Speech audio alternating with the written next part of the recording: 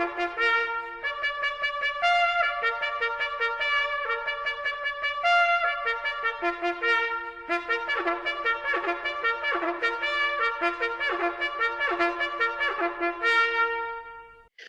to Rebecca Sounds Reveille, brought to you by the Liberty Beacon and TLBTV.com.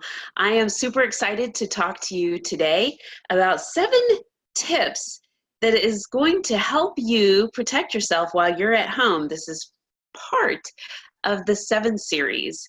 And so the tips today are only a few of the things that you can do to protect yourself while you're at home. There's many, many things that we can talk about when it comes to self-defense and self-protection, but I want to specifically get in terms of our bubble and how we can really make sure that that bubble doesn't get popped, if you will. So I want to talk for a minute about how we are creatures of habit. And so I want you to think about some of the things that you do on a daily basis. What kinds of things do you do in the morning when you wake up? When the alarm goes off, do you hit that alarm and jump up and you're ready for the day? Or do you kind of hit it again and snooze and then hit it again and snooze? What do you do? I don't know that I do the same thing every day, but maybe you do. Maybe you are an early riser and maybe not. So I want you to think for a minute about some of the things that you do. And I want you to think about what you do directly after that. Do you jump up and turn the light on? Do you stumble to the bathroom? Do you get the shower going? What are the things that you do?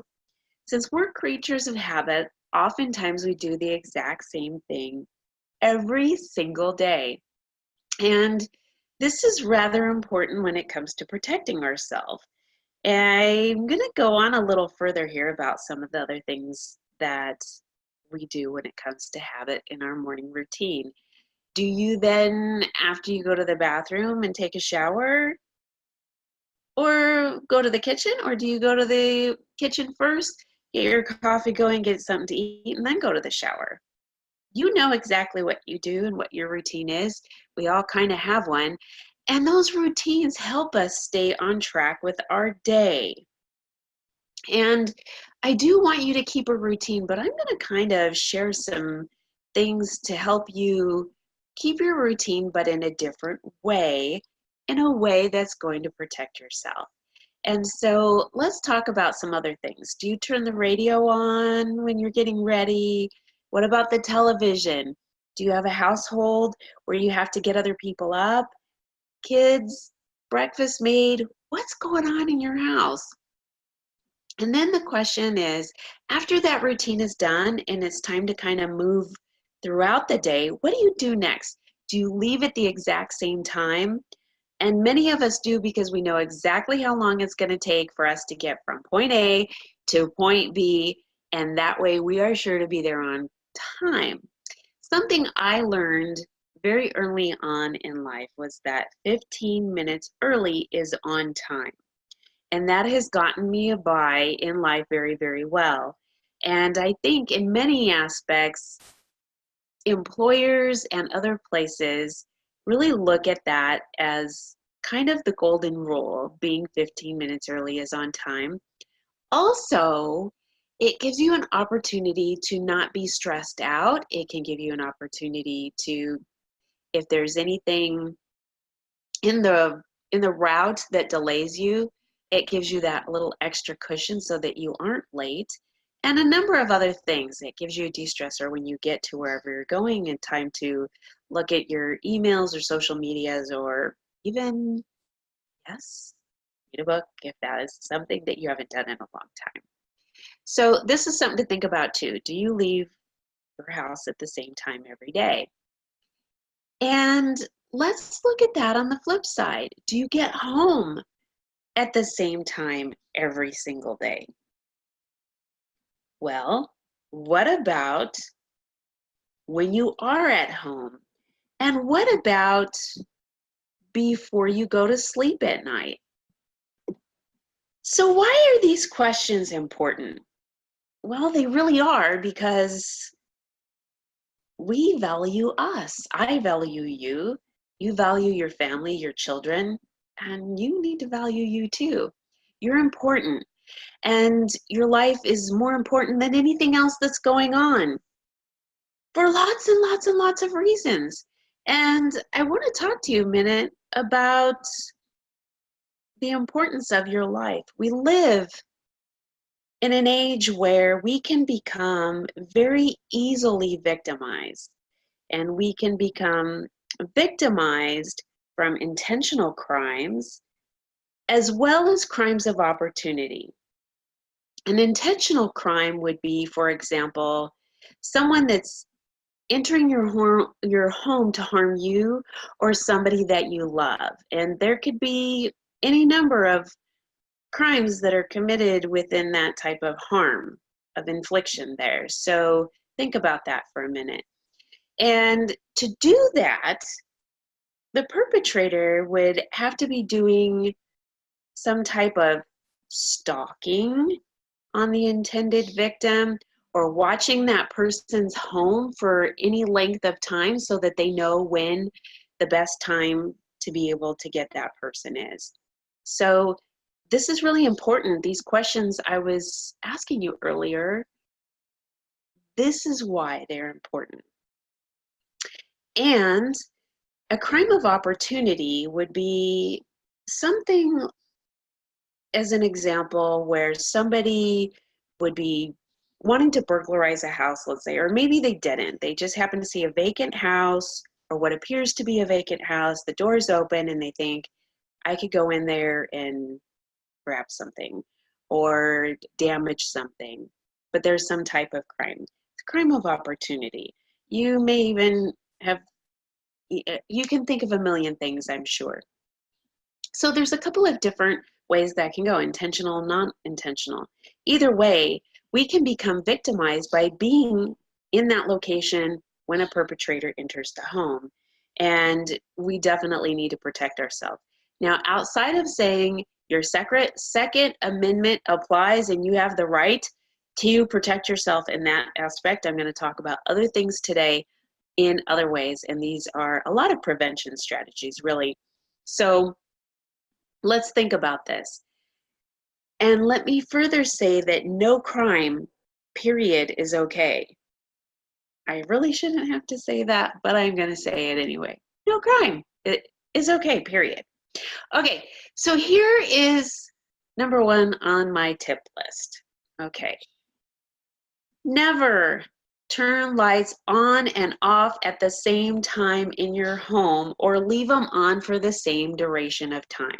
So for example, let's say it gets dark at 8 o'clock in your area, so the lights come on at 8 o'clock.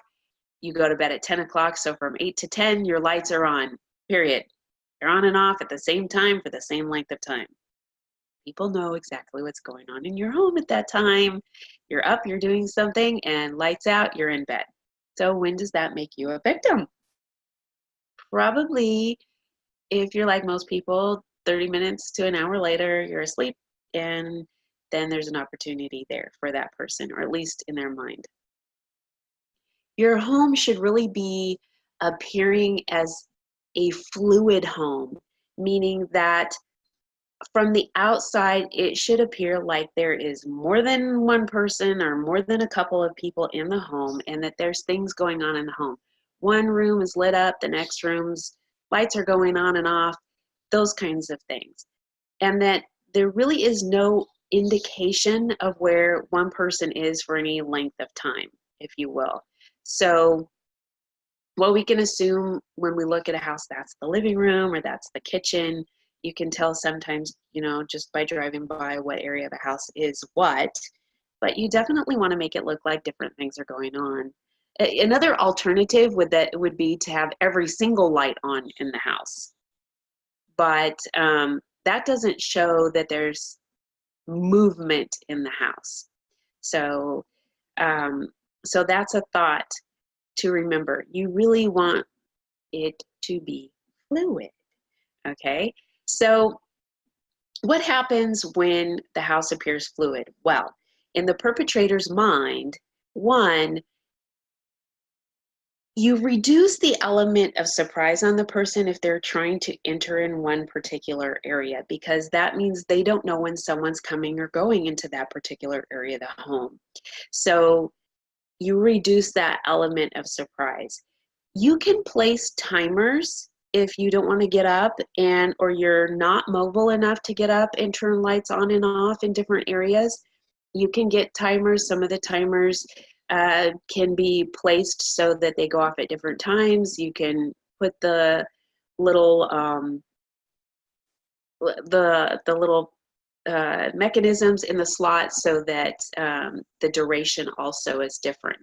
And the cost is really worth the investment of your life or the life of a member of someone in your home. So that is the number one tip for this particular episode, and that is keeping your home lit and fluid. Number two, learn to live like a blind person. And what I mean by that is that I want you to think a minute about your senses. You really don't always need to have lights on. So when you wake up in the dark in your home, you are able to pretty much see, or your eyes will become accustomed in just a few short moments to what's going on in your home. So you don't really need to see with the lights on. Now, some of us have, visual or acuity issues and so on, and we need our glasses and such like that. But you really can utilize your sense of the darkness. Now, your other senses will compensate when you're not using, or overcompensate when you're not using one of the other senses. So, for example, if you have a reduction in vision, then your other senses are going to be a little bit more heightened, like the auditory senses, right? You're going to be able to hear a little bit better, smell a little bit better, feel a little bit better, those kinds of things. And I want you to think for a minute, and you may have already noticed this within yourself, but let's say you're in your car and you're driving along and you face this really stressful situation. What is the first thing that you do? Do you ask everybody in the car to be quiet? If the radio is on, do you turn it down, and then you notice your ability to focus a little bit better? And that is because you are shutting down the other senses, the auditory, so that you can focus visually a little bit better, or to even hear what's going on a little bit better. You want any distractions gone. And so it's really interesting how this works, and it works the same way with your vision. The other thing is that when you are in your home at night, you know the placement of all your property.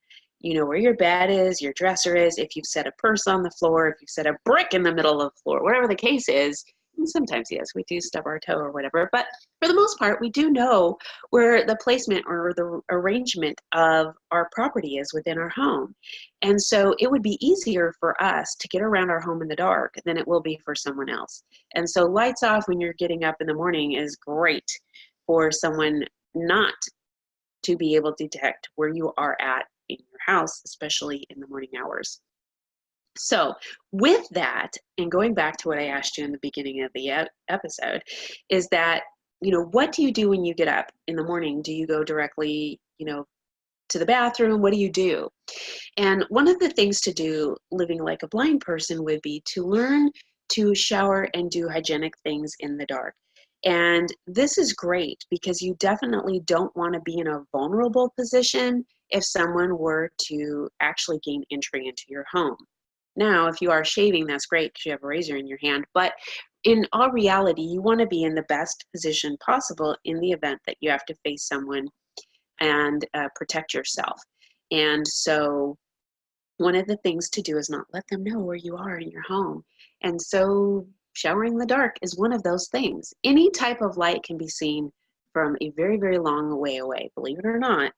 And so This is just one little strategy to help you. Now, I'm not saying that it's going to be perfect the first time around, because it definitely cannot be. You might want to try this on a weekend or a day that you aren't going to work, or you have some extra time, and start by and even if you don't want to do it in complete dark, start by just closing your eyes and doing your daily routine, washing your hair, shampoo, washing your face, all of those things, keeping your eyes closed, and then graduate to the darkness on, say, a weekend or something along those lines. Know that it's going to take some extra time. Remember every day to place your towels in the same place, your soap in the same place, so that you're able to do these things. But if you're not sure exactly how to do it, there's lots of information out there and resources that will share how people who are blind get through functions in just even their home.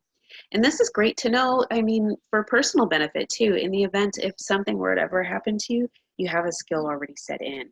This is great too to teach your children and let them start learning how to utilize other senses and develop some skills. And I remember a lot of times when we would teach our kids to put their hand in some type of container and identify whatever that object is. And we were teaching them to use their senses. This is just another way. Plus, if you're eco-friendly, this is a great opportunity to save on electricity. Okay, so that's number 2. Number 3, keep your doors and windows locked when you're going to be sleeping. If your attention is going to be fixated on something, or you're not going to be able to hear them open. All right, so you say, Rebecca, well, how am I going to hear a window open or a door open, let's say, and I have a screen on it? They can cut through the screen. Well, this is true. So you've got to think a little bit outside the box here. There are a couple of things that you can do to alert yourself in the event. Obviously, if you can do these things, this is great. Keep your doors and your windows locked as much as possible. And unfortunately, we live in a time where we have to do that. We just do. And so and I don't like it either. I really don't. I wish that we could just go back to a time where we could leave our keys in the car and front doors unlocked and never have to worry about a thing. But that isn't the case. So we want to think about how to protect ourselves. So what do you want to do? What could you do? Well, you could place a device on the window screen that would make some noise, that if it were removed, even on the inside of the window screen, you could create some kind of device so that if someone were to come through and break that plane, say, fishing line or something along those lines, they break the plane and it trips something, soda cans, it could be anything. Now, I know some of you are pretty savvy when it comes to your home and you don't want anything unsightly. There's other things that you can do too, and that's okay. Get creative. The idea is to protect yourself and those with you. So another example when it comes to doors would be to place bells on the backs of doors. Now, you can make this look really cute too. And the nice thing is that even if you have to leave the door open, you could prop it open in such a way that it could, if it were to be moved, that you are going to hear it. Or again, you can use some other things. Now, at the bottom of the article that accompanies this episode, I have some links to some products of which I happened to sell. And so you're please feel free to take a look. More than encouraged to take a look at those, because there are some things that you can use both inside and outside of your home. These are just some added strategies. Okay, so let's go to the 4th thing.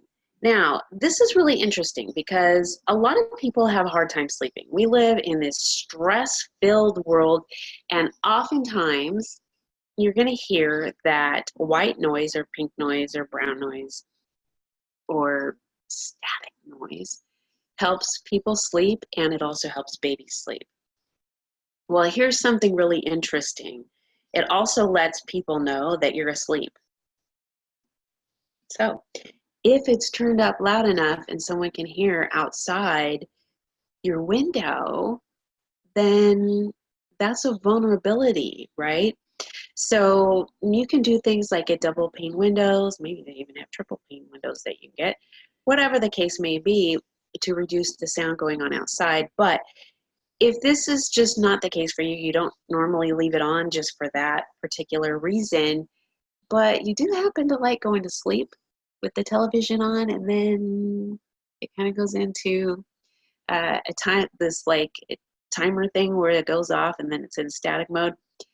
Well, you want it to completely shut off, and there are ways with your different satellite or cable servers that this can be done so that it's not just leaving that white noise.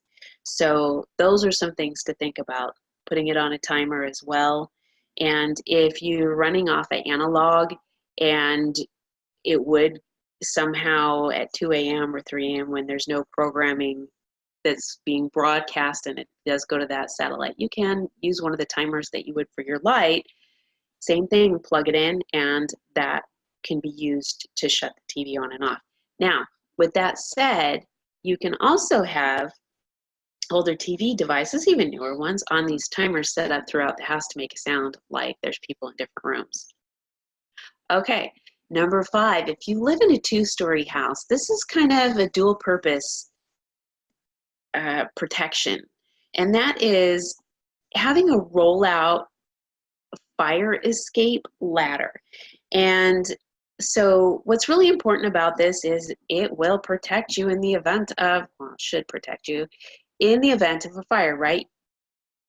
It will also help you be able to escape in the event that you hear an intruder downstairs and you need to get out of the house, or there is an intruder that has come down into the house downstairs and somebody's in altercation with them and another member needs to get out and get help and they cannot go through that route without being subjected or victimized as well.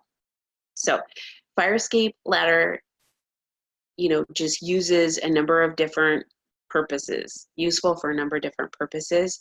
Keep it in mind. Now, here's the thing, like with any tool that you ever want to use to protect yourself, you really got to know how to use it or it's not effective, okay? And so the first thing I want to say is that if you live in a 2-story house, every single room should have one of these fire escape ladders, period. Second thing is that every member of the house that's going to be upstairs ever should know how to use this ladder. So is it going to already be fixed on the wall, or is it one that you have to actually go and put on the window? If it is, does each member know how to put it on, how it's going to roll out, how far does it hang down, how to actually climb down it, and then jump off at the end safely? Every member needs to know how to do these things safely, including having practiced at least one time. Now, if you don't want other people in your community to know what you got going on, use back window or something like that. But use just one window for a practice window. It doesn't have to be everyone use their own window or anything like that. But get familiar with the tool that you may be using that's going to save your life. Because while you can get hurt using it if you don't know how to use it properly, say for example, there's only 4 rungs on the ladder and you're jumping, I don't know, however many feet, you end up breaking a leg. You're better than losing your life, right? But you may know how to practice falling or where to fall, or you can set up something that will cushion the fall, like bushes in that area or something like that, which I'm going to get to next on one of my tips here.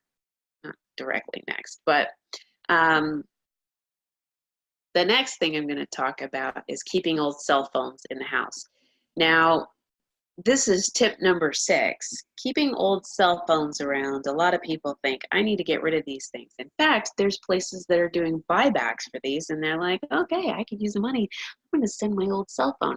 Let me tell you, keeping old cell phones charged and programmed with 911 in the phone, ready so that if someone picked up that phone and pressed send, that's where it calls. This is the way to go.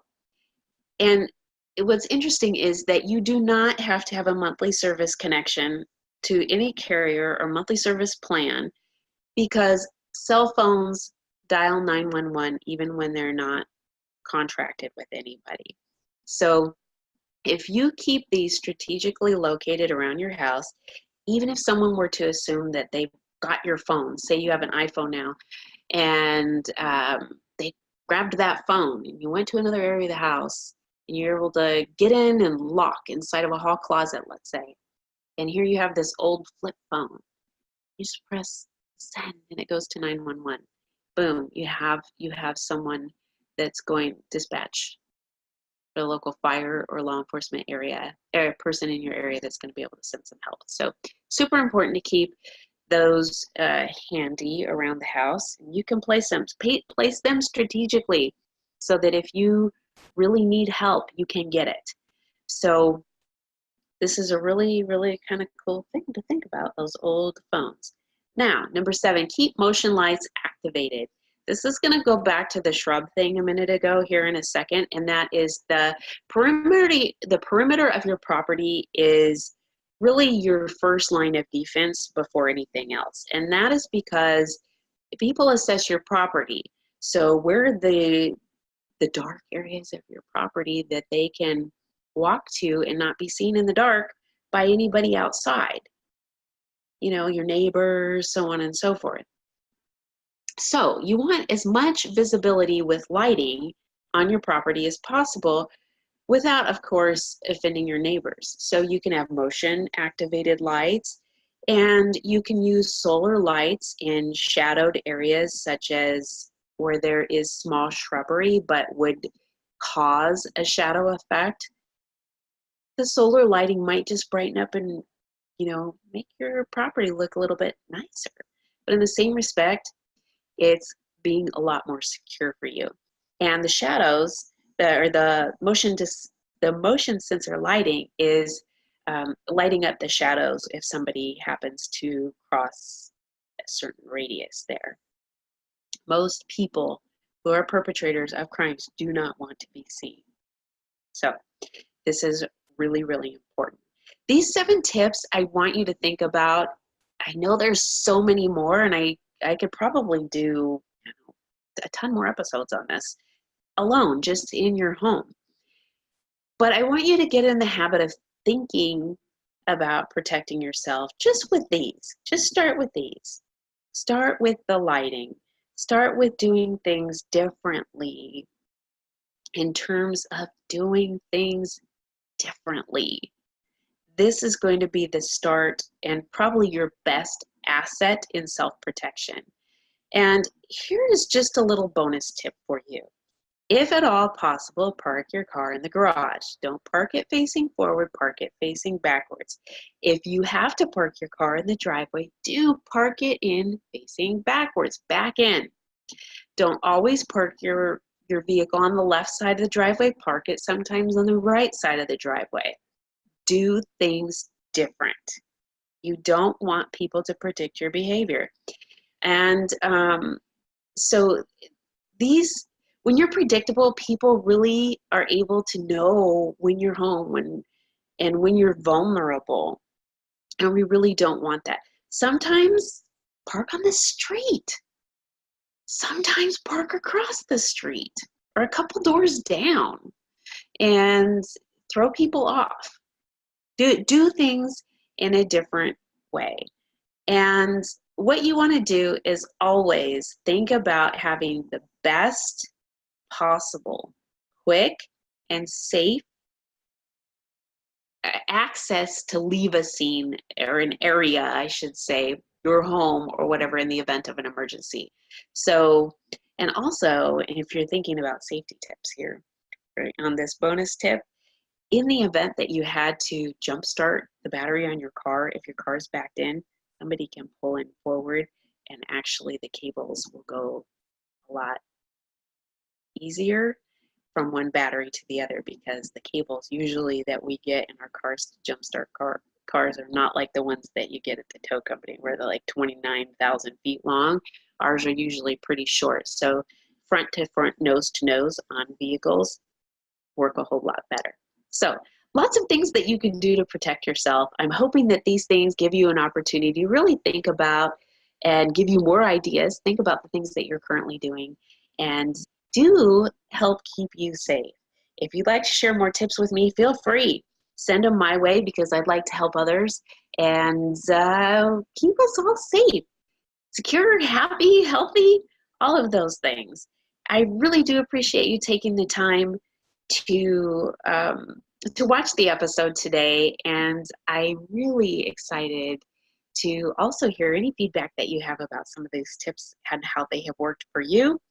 Again, if you have others that you'd like to share, that I can share with others as well, you can also go to www.mydamselpro.net/got-your-6 and see some of the other self-protection, self-defense products that are available.